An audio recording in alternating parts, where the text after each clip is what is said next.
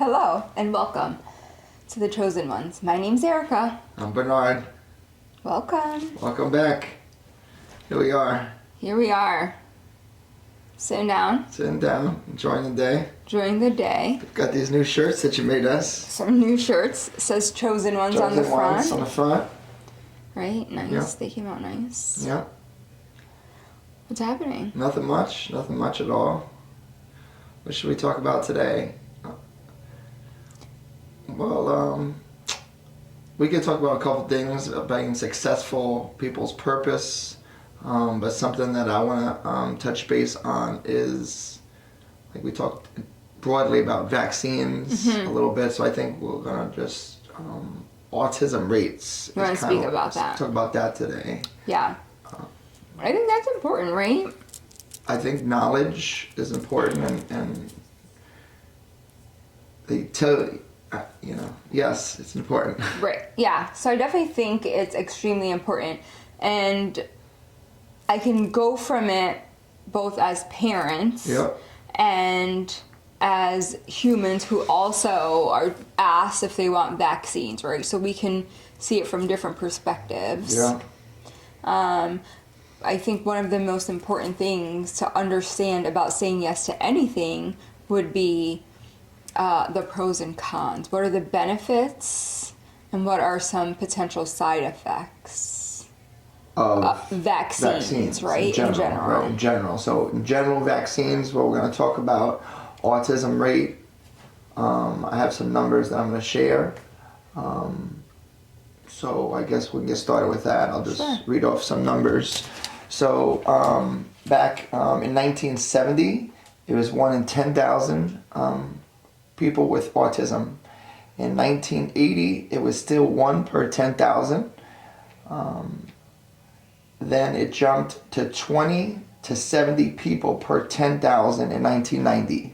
But I don't want to skip. In 1986 was the National Child Care Vaccine Act, and can you touch base on that? Yeah. What that is? So it's something that came about pretty much to help people say yes to vaccines. It helps hospitals or doctors' offices make some money, I believe, right? Mm-hmm. But for me, one of the most important things was, say, battling against one of these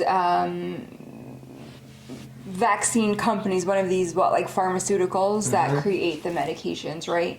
That created a bigger issue because now you really couldn't do that. So does it mean that you can't sue them? Oh, you can try. You could try. But I believe by trying to, you're really battling the U.S. Right, you're battling the government. Right, not the company itself. Right. You're battling the government. So that makes it almost impossible, And I'd say. Did we want to talk about this? The study? The study, yeah. So for me, this was something that hit big, right? I think coming as a nurse with some degrees, right, behind my name, research is huge, right? That's kind of what we're taught. And when it comes to medications, they usually do like a double-blind study, right? They really get right in there. They have placebo versus the real medications, and you're trying to ensure that ultimately that medication is safe. On top of it's going to help you for whatever it is. Right. Well, they got rid of that, right? So for vaccines, there's no double-blind study. Was that the same year they got rid of that? In 1986, I believe. Wow, that's crazy. Right? They got rid of that. So they got rid of that. On all vaccines, there's no double-blind study. Seems sketchy to me. So I think I kind of really thought about that. Yeah. What do you mean? Yeah, why aren't we having these studies, right? Yeah. How do we ensure? Everyone likes to say, and perhaps this is something you'll talk more about, but everyone likes to say it was debunked that vaccines can cause autism. Mm-hmm. But how do we know? There's no study. Right. If there's no study, like, how do we know? I mean, maybe the people are the study. I don't know. So, I Yeah. just things I kind of thought about a little bit. Yeah, so I'll get back to the again, 1990 it was 70 per 10,000. 2000, oh sorry, let's go to 1999. It was 1 in 500 people have autism or childs. Then in the year 2000 it went to 1 in 150. So 1999 1 in 500, and then the year 2000 1 in 150. So 350, a big jump there. Something, I don't know what happened there. That's a huge jump, Yeah. right? What do you think people say when they're like, oh, the reason why the autism numbers have increased is because, what do you think people say? I don't know. What do they blame it on? What do they blame it on now? Yeah. I don't know. So I think one of the things that people often say is, oh, well, now they really know about it, so they're really trying to find it with each kid. I see. They've kind of created a better plan to determine whether or not someone has autism or is in the spectrum versus not. Yeah, I mean, if from my end, if you're in a spectrum, you're relying on the system the rest of your life. No, Yeah. I mean, who's going to take care of you? Right. Maybe some people could take care of themselves depending on what, Correct.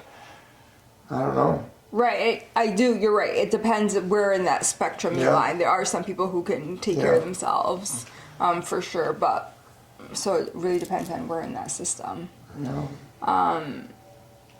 But I think we have to look more into. We can't just say like, oh, we just know more, so we're Right. like looking into it more. Because I can say of people that I know with their children that have autism, it wasn't a matter of these tests that they did with their kid while they were growing up that determined it. It was them as a parent who were like, something's wrong, something's wrong. Right. Let me go to a doctor, no, everything's fine. Let's go here, everything's fine. Let's go here, everything's fine. Then all of a sudden, the parent is pushy, like something's not right with my kid, and then they end up with the diagnosis of autism, I guess based off of different things that they had to do. But it wasn't a system that found it. It was a lot of times the parent saying, hey, wait. Yeah, the parent finds it, right? The parent knows their child, Something's right? wrong. Gut feeling, the parent knows their child, something's wrong. But we believe in the system and the doctors. They think they know is right, but the parent knows their kids, Yeah. And I think I'm glad that's why we're doing this, because, again, like, we're just here to talk this out with everybody, but these are things that are not being told to you and to each other, and that's how we're learning as we go. Like, this is really good stuff we're talking about here. Yeah, so you've taken the kids to the doctors. I've taken the kids to the doctors together. We took the kids to the doctors when they were younger. I can probably say I'm 99% positive that never during a vaccine visit, pretty much the only time our kids went to the hospital was for an annual, right? And typically I feel like that was the time for vaccines. Right, yeah, annual, yeah. They're due for 6 more shots. So never was I told any side effects, right? Besides like nausea and vomiting, maybe a fever. Give them Tylenol before you come in. Give them Tylenol for 24 hours afterwards, whatever it may be. But I was never. No one ever said anything beyond that to me that were a possibility. Correct. Right? Yeah.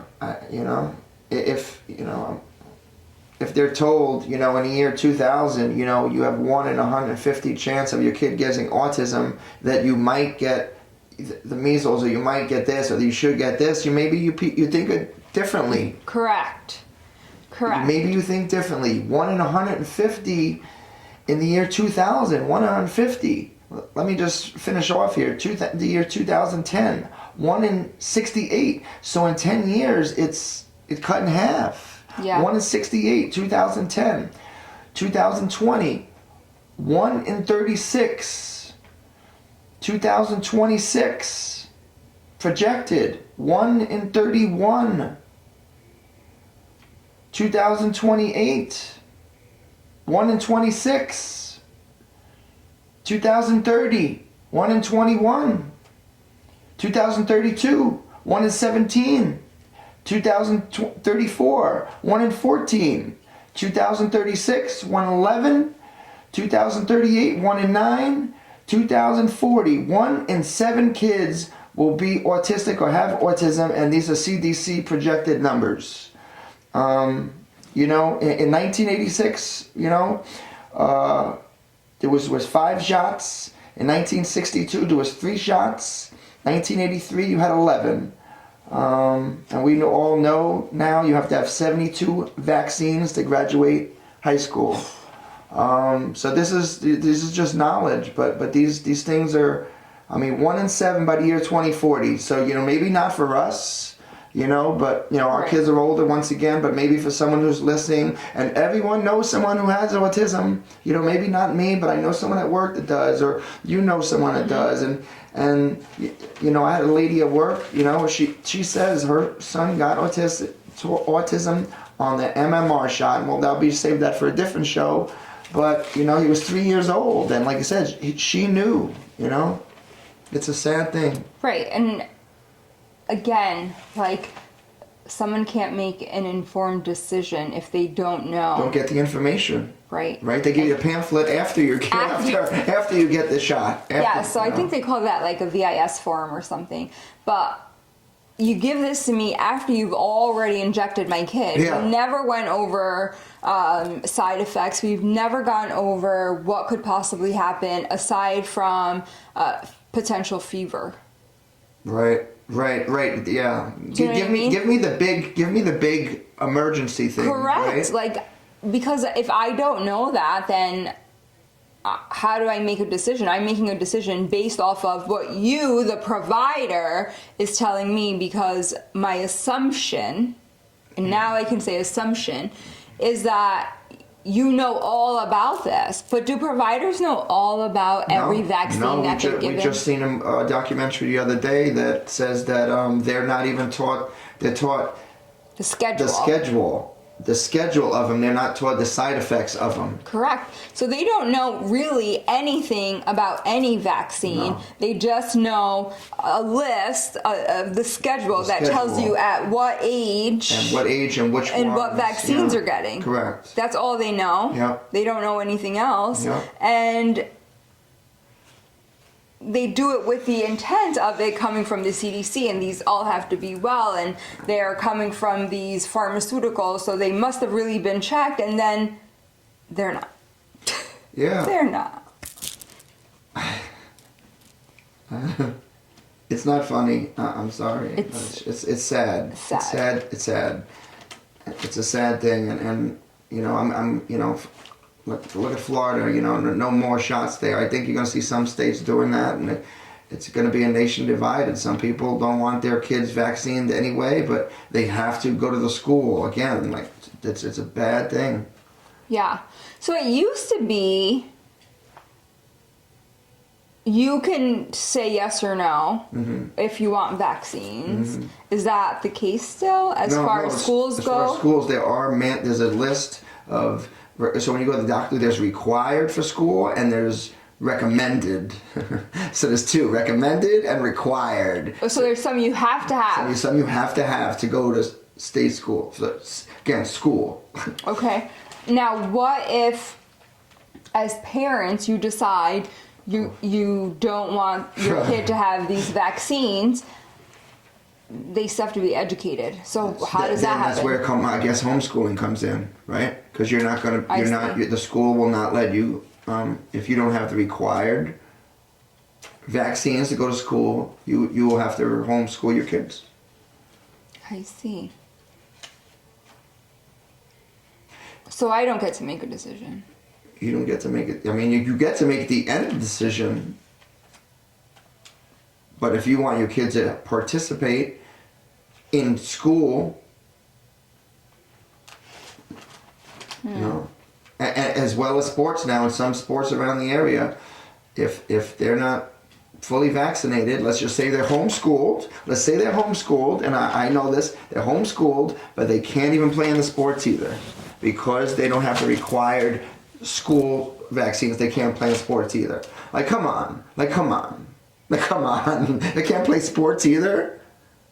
You're in the school district. I pay school taxes. I'm homeschooling my kids. I'm saving you money. My kids can't still play in sports? So what's the thought behind that? Do you know? Stupid. Stupid is what it is. I don't know. What's the thought? I'm not good enough to hang out with you? Like, I can't play sports because I'm not... Because I'm not vaccinated? Come on. Now, there is some research on... I can't say who funded it or how it came about, which I say that because a lot of people say that's important when you look at research. Fine. I always think that you can find a positive and a negative. But either way. Now I forgot what I was going to say.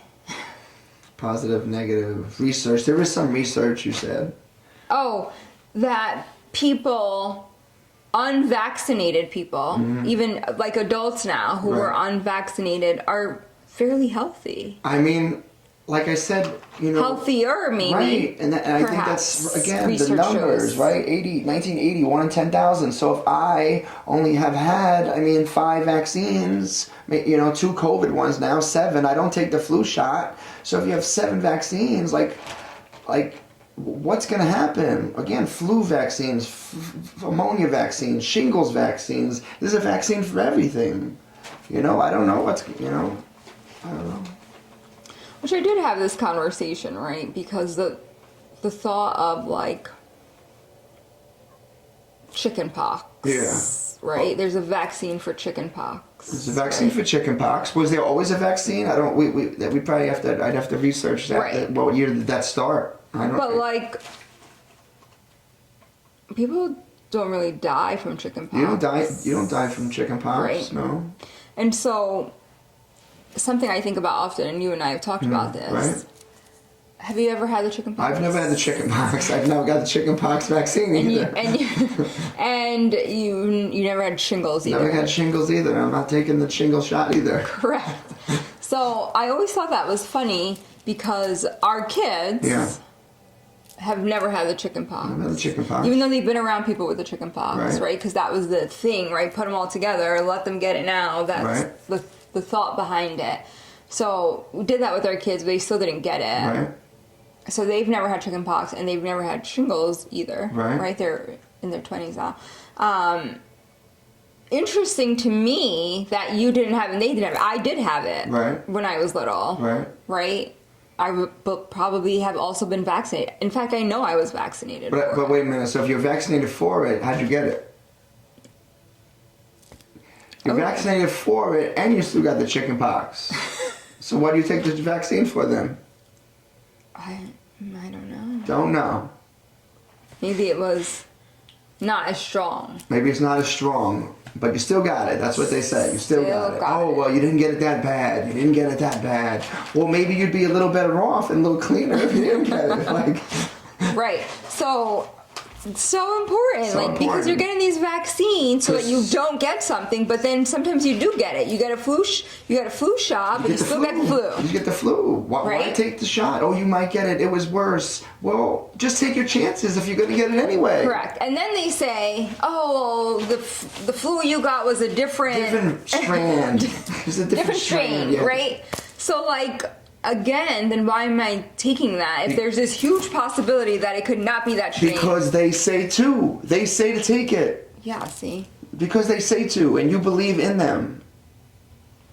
Or you're taught to believe in them. You're taught to believe in them. Oh, they're the doctor. They're the doctor. I'm a doctor. She's a doctor. Everyone's a doctor. This piece of paper is a doctor. Look at all this information I just gave you. No one knows this. Right. Well, yeah, you're right. And that comes the doctor doesn't know this. You can ask him this. He won't know this. He'll go on his computer and find out. Yeah.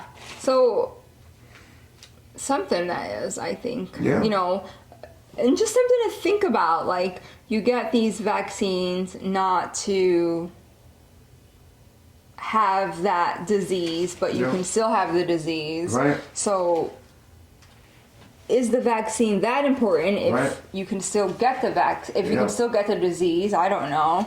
And then you throw in something like the Gardasil shot. Yep, and I do want to talk about the Gardasil shot once we do some more research on it, as well as we on my Facebook there is a link for Vaxxed 2 is a documentary about the Gardasil shot, and I also want to talk about the MMR shot in one episode as well about those numbers, as it used to be just 3 shots and now it's 1. So, but yeah. So I mean, I think such important information. Yeah. I think I'm glad we were able to talk about it. We saw some documentaries ourselves. We did some research ourselves to gather this information. But I just think it's so important because as people that get vaccines, we didn't know this stuff. No. As parents who said yes to vaccines for their kids, we didn't have this information.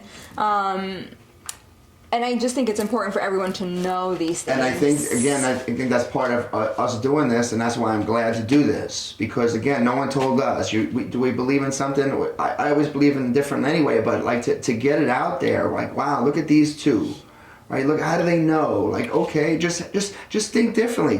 Question everything, and ask the doctors, ask them the autism rate, or ask them the side effects of everything. Correct. For every vaccine or every pill, Medication. Every medication has a side effect. Yeah. Just like every food has a allergy, peanut allergy. Everything Correct. has something like or good or bad. Good Right, or bad. pros and cons. Yeah, absolutely. Pros and cons, and that's what we're doing here. Is just trying to maybe some listeners will learn something, and even if it's 1 or 2 people, Right, or good. yeah, at least throwing the information out there. Correct. And then in the end, it's really up to you to decide, is this something I want to look into more, or I'm just going to believe what's thrown at me, and that's your choice. Go, Hey, if want to rightfully believe so. whatever you want to believe, they know, that's fine. right.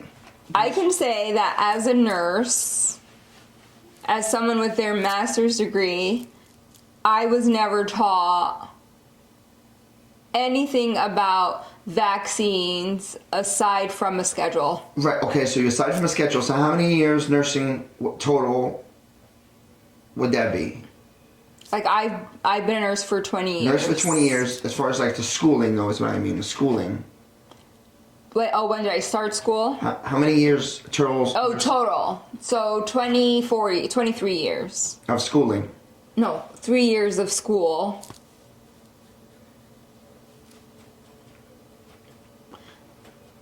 Are you talking about me or are you talking about people? You. How many years nursing did it?